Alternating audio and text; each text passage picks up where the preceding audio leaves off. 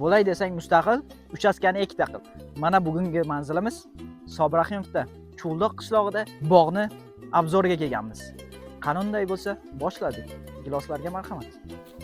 Mana bog'imizga kirib oldik, xudo xohlasa. Bog'imizda giloslarimiz qiyg'os pishib turibdi. Bog'imizda 150 dan oshiq mevali daraxtlarimiz bor. Olma, gilos, anjir, shaftoli, uzum, sarxil mevalarning hammasi shu yerda.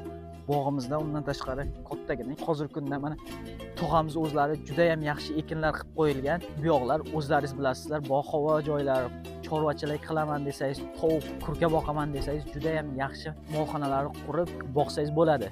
Bu yoqda dalalarimiz juda ham keng. Bundan tashqari 1000 ga yaqin teraklarni ekib qo'ygan. Buni ham sotsangiz yaxshigina pul bo'ladi aka. Bu joyga kelib qurilish qilib yashayman degan akalarimiz uchun juda ham yaxshi. Qurilishga tayyor. Suvdan, svetdan, gazdan umuman muammo yo'q. Bog'cha, maktab, magazinlar 1 kilometr atrofida, juda ham yaqin.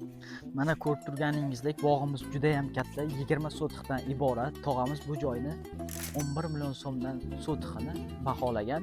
Pastdagi raqamlarga aloqaga chiqamiz. Bizning nomimizdan chiqqanlarga yana ham kelishtirib beradi. Bizga obuna bo'lishni unutmang. Chuldoq qishlog'idan uchastka qidirib yurgan tanishlarga jo'natib qo'yamiz. Mana olmalar pishadi, soqqani qilasiz.